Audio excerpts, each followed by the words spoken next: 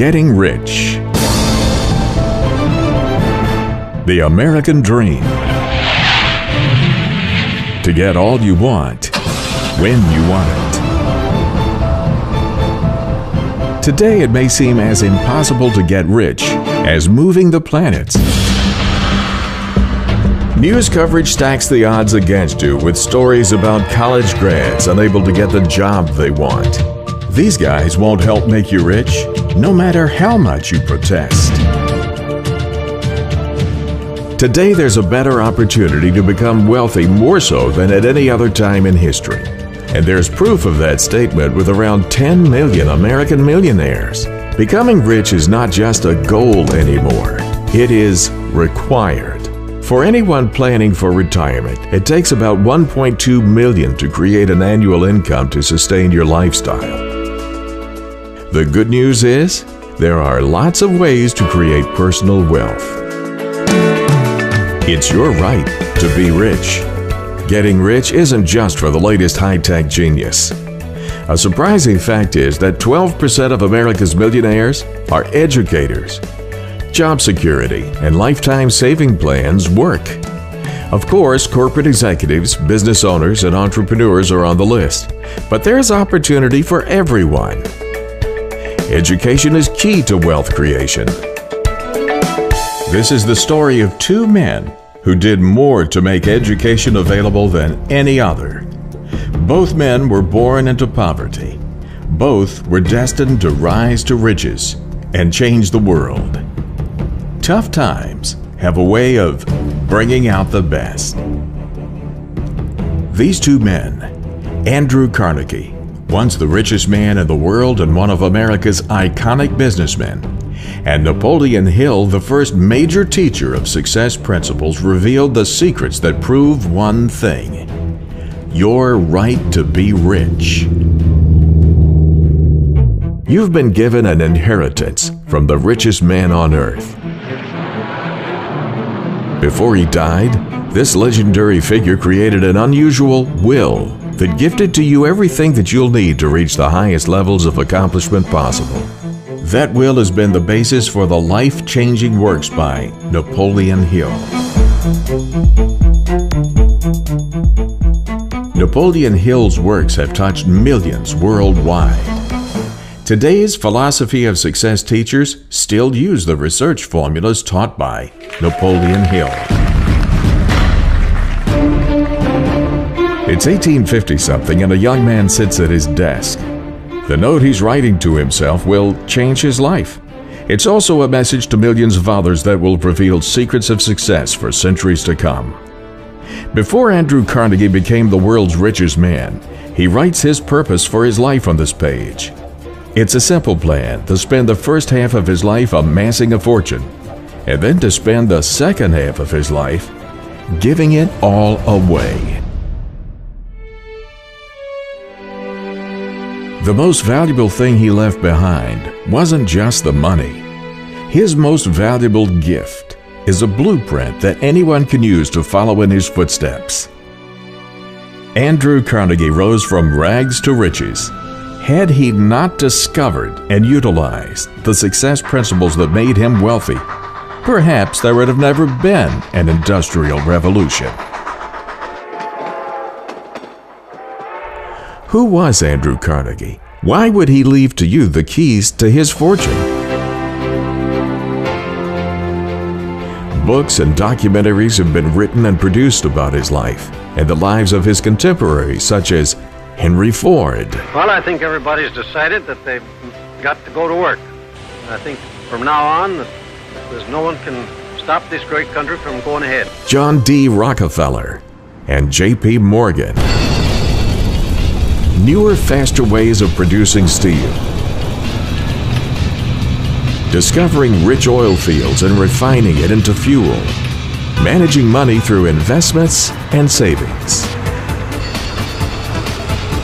These men proved that America was not discovered, America was built. And America was built by average, ordinary men with extraordinary vision, skills, and abilities. Of all the giants of industry, Andrew Carnegie is the one who developed a plan that anyone can use to achieve their dreams.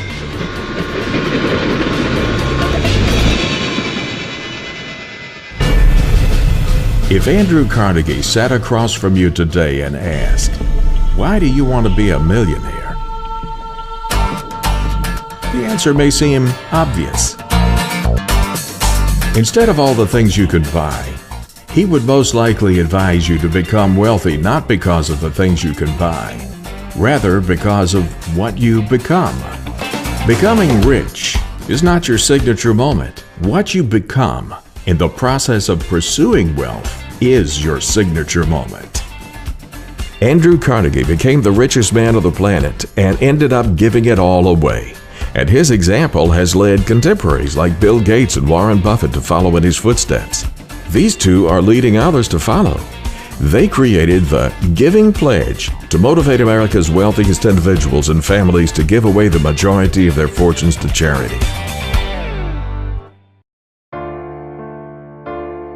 Andrew Carnegie was born in Scotland in a typical weaver's cottage with only one main room in 1835.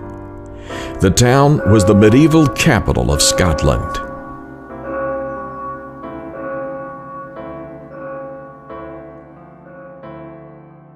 The city was also a center of the linen industry, and Andrew's father was a weaver, a profession the young Carnegie was expected to follow in. However, the Industrial Revolution that would later make Carnegie the richest man in the world destroyed the weaver's craft. When the steam-powered looms were introduced, hundreds of hand-loom weavers became expendable. Andrew's mother went to work to support the family, opening a small grocery shop and mending shoes. "I began to learn what poverty meant," Andrew would later write. "It was burned into my heart then that my father had to beg for work. And then and there came the resolve that I would cure that when I got to be a man." In 1848 Scotland, times were hard. Starvation was running rampant throughout the country. Thousands of miles away, another man was born into poverty. This man, as told by Napoleon Hill, would eventually cross paths with Andrew Carnegie. In 1883, Napoleon Hill was born in a log cabin on the Pound River in Wise County, Virginia. Napoleon Hill was born at a time when 1- and 2-room log cabins were typical. At the time of Hill's birth, elementary schools were only open about 4 months out of the year, and attendance was not required.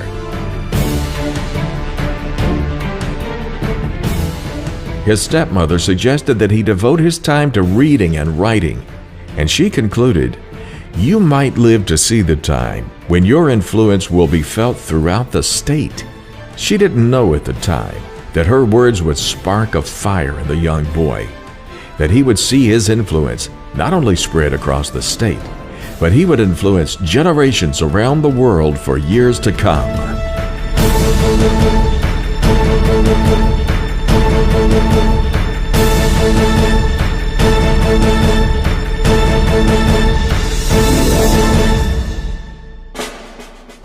Back in Scotland, and much earlier, Andrew's uncle George Lauder introduced him to the writings of Robert Burns and historical Scottish heroes such as Robert the Bruce, William Wallace, and Rob Roy. Reading became a passion for the young Carnegie. Books became a major factor throughout Andrew Carnegie's life as he pursued an education that would unlock secrets of success. Years later, a young reporter named Napoleon Hill was given an assignment to write a series of articles about famous and successful men. As Hill tells it, this led him to interview Andrew Carnegie, who was at the time one of the most powerful men in the world. Carnegie believed that the process of success could be outlined in a simple formula that anyone would be able to understand and achieve. Hill tells the story this way.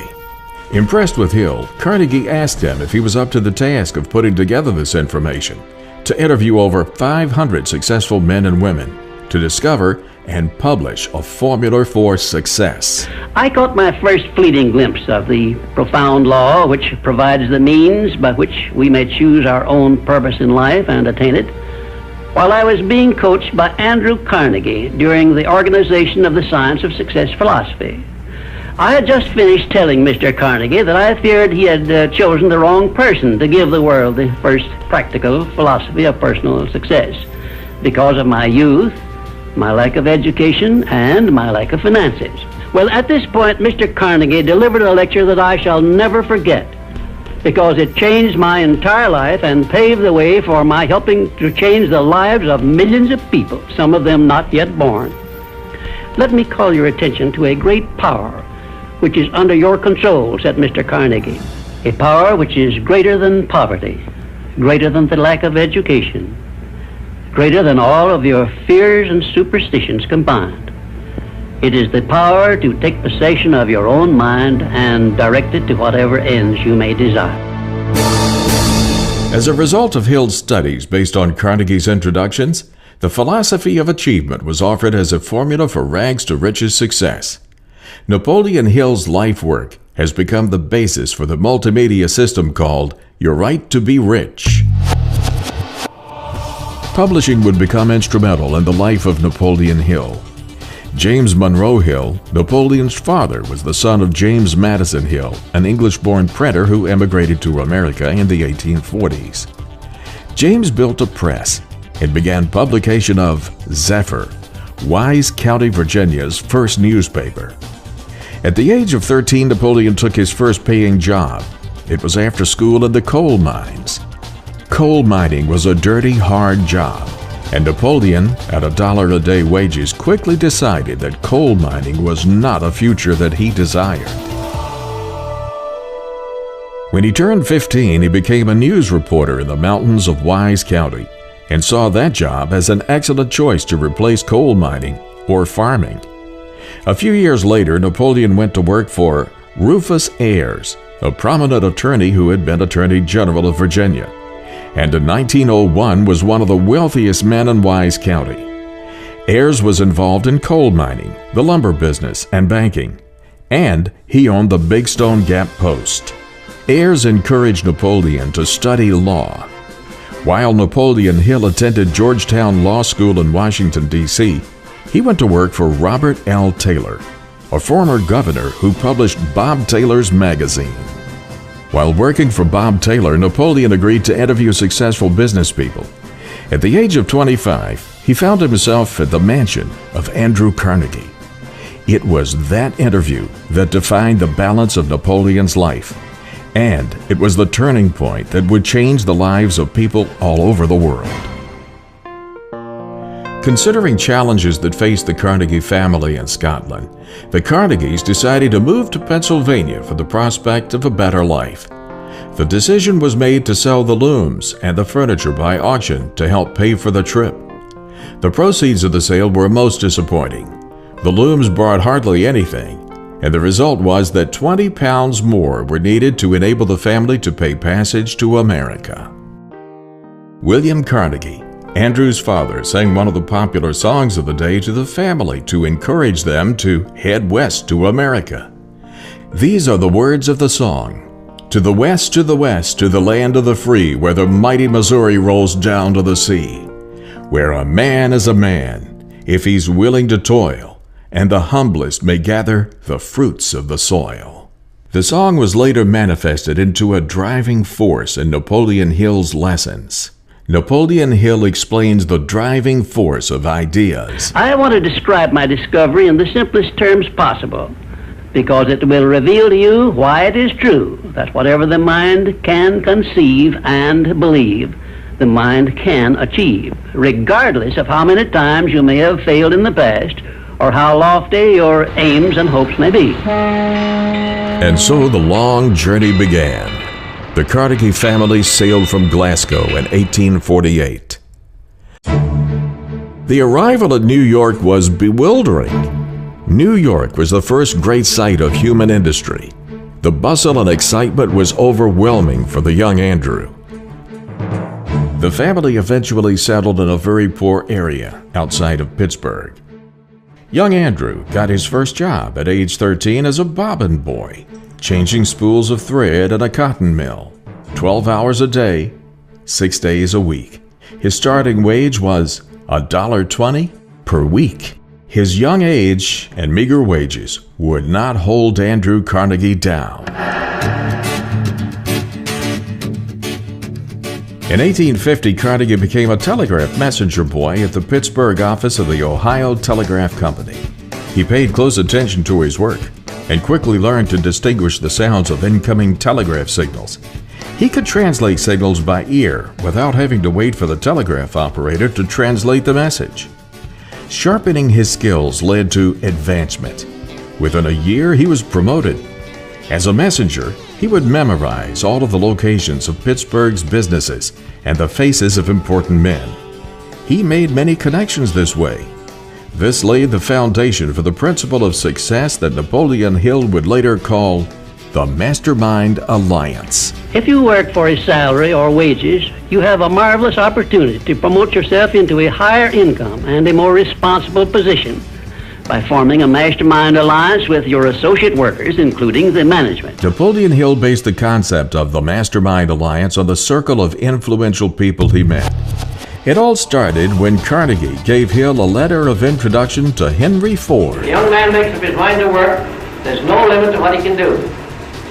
If he makes up his mind to go at it without the idea of work, he hasn't much chance. He must study and work, and he must go back in any art as far as he can, just dig up the very beginning. And he must, the more he goes back, the further he will be able to see ahead. Alexander Graham Bell, John D. Rockefeller, Theodore Roosevelt, Charles M. Schwab, F.W. Woolworth, and William Wrigley Jr. Hill later became an advisor to two presidents of the United States of America, Woodrow Wilson and Franklin Delano Roosevelt. These connections allowed Hill to learn from some of the greatest men of the era. The skill to make connections would prove to be a major factor in the wealth of Andrew Carnegie, along with other skills he developed.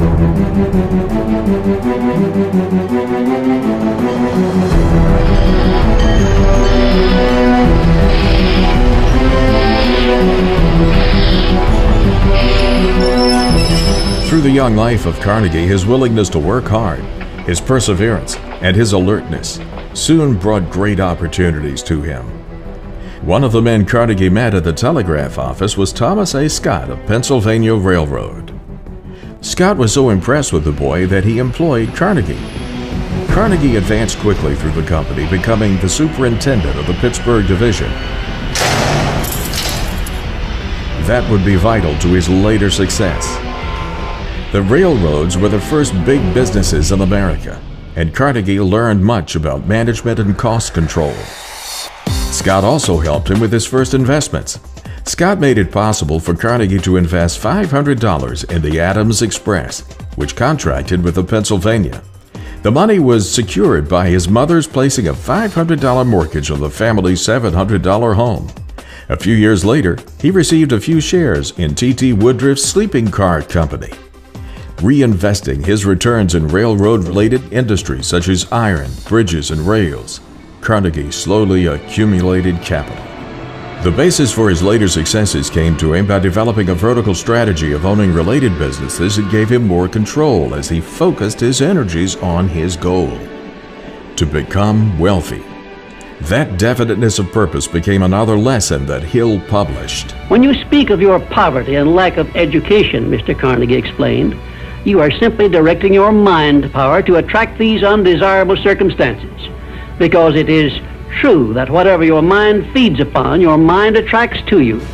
Now you see why it is important that you recognize that all success begins with definiteness of purpose, with a clear picture in your mind of precisely what you want from life. Andrew Carnegie elaborated on definiteness of purpose as a power to achieve the financial goals you desire, as Hill explained. First, decide definitely where you wish to be and what you wish to be doing during the next 3 years. And second, decide how much money you desire to be making and what you are going to do to earn it. And third, form a mastermind alliance with at least one person in your immediate family and at least one other person among those to whom you are selling your services. By taking these 3 steps, you will have gone a long way toward appropriating the great master key to success. As a young boy, Andrew Carnegie loved to read. Carnegie's passion for reading had been given a great boost by Colonel James Anderson. Colonel Anderson opened his personal library of 400 volumes to working boys each Saturday night. The books he read and the lessons he learned drove him to become a self-made man in both his economic development and in his intellectual and cultural development. Through his reading, he was empowered to find a universal truth. Then Mr. Carnegie continued his speech with a description of a great universal truth which made such an impact upon my mind that I began then and there to give myself a new outlook on life and set up for myself a goal so far above my previous achievements that it shocked my friends and relatives when they heard about it. Everyone, said Mr. Carnegie, comes to the earth plane blessed with the privilege of controlling his mind power and directing it to whatever ends he may choose.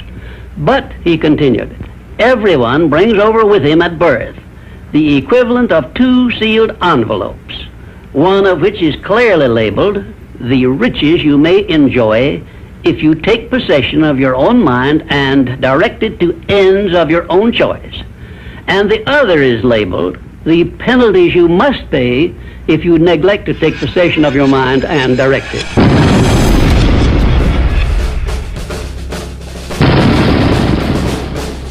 The Civil War created demand for iron products, such as armor for gunboats, cannon, and shells, as well as 100 other industrial products. And that demand made Pittsburgh a center of wartime production.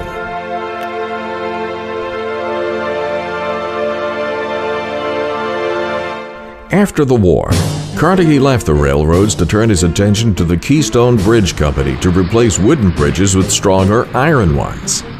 Steel was used for railway lines and girders for buildings and bridges. Carnegie made his fortune in the steel industry, controlling the most extensive integrated iron and steel operations ever owned by an individual in the United States. One of his great innovations was developing cheap, mass production of steel with the Bessemer process. The steel price dropped as a direct result, generating greater sales and millions for Carnegie. Even with all these successes, there were hard times.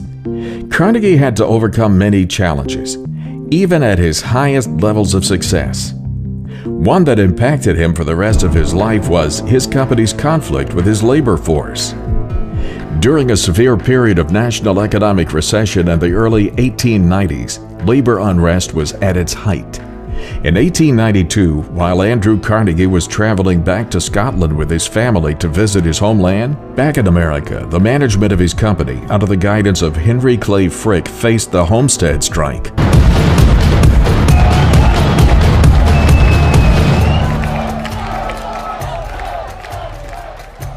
The Homestead Steel Works in the Pittsburgh area town of Homestead, Pennsylvania, between the Amalgamated Association of Iron and Steel Workers and the Carnegie Steel Company, also known as the Homestead Steel Strike, created a battle between strikers and private security agents. The battle was one of the most serious disputes in U.S. labor history. Carnegie managed to overcome adversities. That lesson is vital to success. Napoleon Hill later wrote, "Every adversity has the seed of an equivalent or greater benefit." Indifference cannot create a mastermind alliance for you. A negative mental attitude can bring you nothing but failure. Remember always, you are where you are and what you are because of your mental attitude in which you relate yourself to other people. Remember also, your mental attitude is the one and the only thing over which you have complete control. In 1901, Andrew Carnegie was considering retirement. To make this happen, he once again relied on his contacts. Control your mental attitude and make yourself friendly and agreeable with everyone with whom you are closely associated if you expect friendly cooperation in return. Carnegie also taught this principle, that a great business is seldom, if ever, built up except on the lines of strictest integrity. He has said it's not the letter of the law, but the spirit of the law that must be the rule. Always give the other party the benefit of the doubt. Success is something which has to be planned, and success is something which has to be earned in advance. True, there is such a thing as luck, but just remember that luck is something you can create for yourself if you know the rules and follow them just as I give them to you. Remember, too, that success in the higher brackets of achievement is something that can be had only by taking others along with you. And the best definition of success, which I know, is this.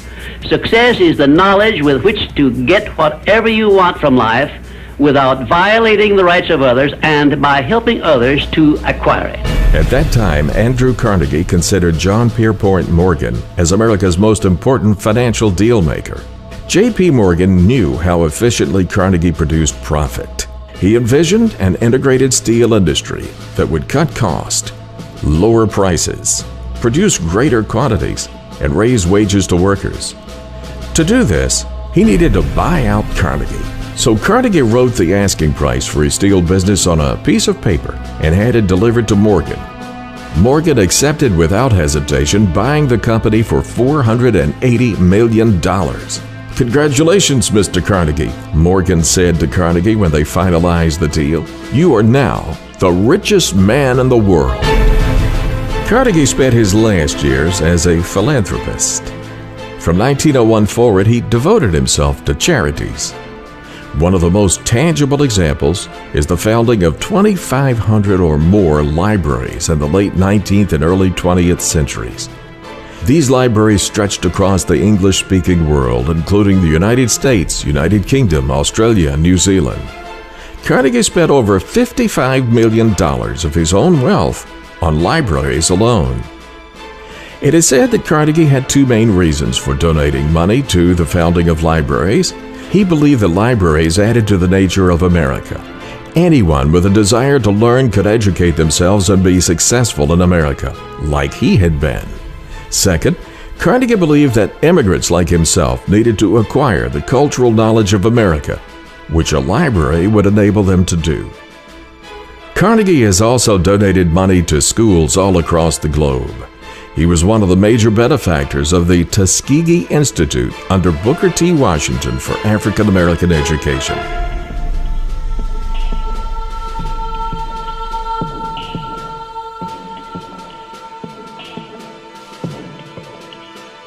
Carnegie represents the idea of the American dream. He was an immigrant from Scotland who came to America with nothing and became successful.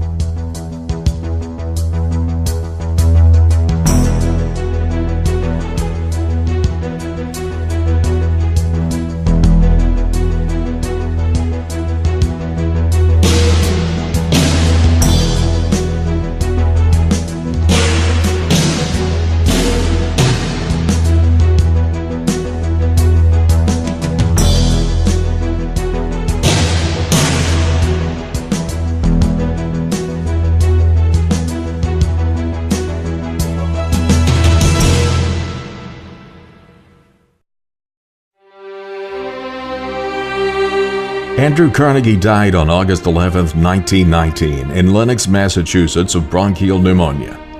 He had already given away over $350 million. Andrew Carnegie discovered and shared his skills and knowledge with Napoleon Hill, who went on to create a remarkable multimedia course, Your Right to Be Rich.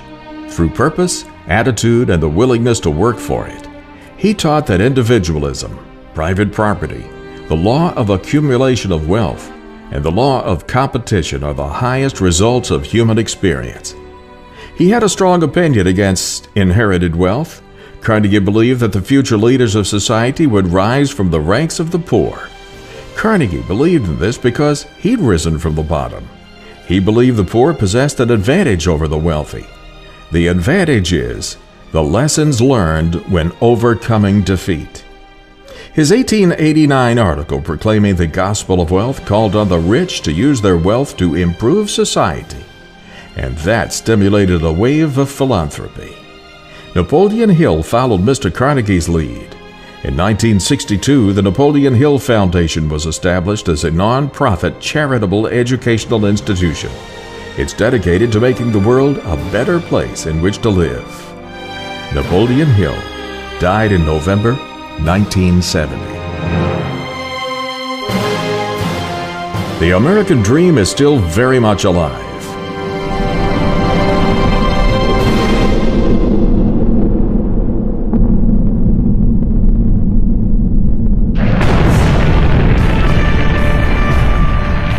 The journey we are on is based on the places we've been.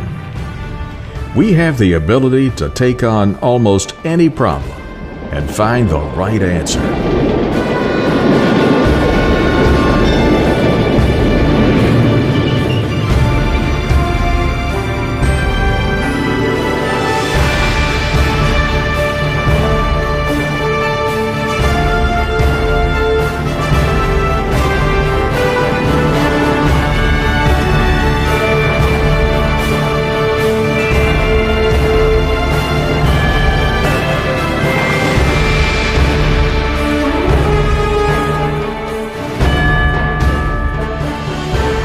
The same principles that made Carnegie wealthy are the same principles that drive success and wealth today.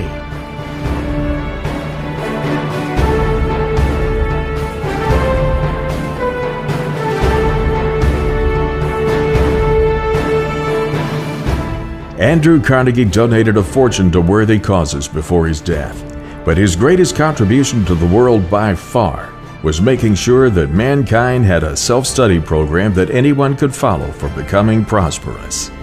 By sharing his personal success lessons with Napoleon Hill, and, as Hill says, by inspiring him to interview the greatest minds in America and document their formulas for success. While I was being coached by Andrew Carnegie during the organization of the Science of Success philosophy. Andrew Carnegie became the father of the most comprehensive and proven method for becoming successful in the world. Because it changed my entire life and paved the way for my helping to change the lives of millions of people, some of them not yet born. To learn more about Napoleon Hill's findings, visit yourrighttobericht.com. I will show you how to write your own price tag, fix your own wages, establish your own working hours, and give yourself financial independence. Napoleon Hill believed that anyone can become wealthy. All that's needed is work and determination. With all of the wealth-building principles laid out by Napoleon Hill, all you need to do is reach out and take it. yourrighttobericht.com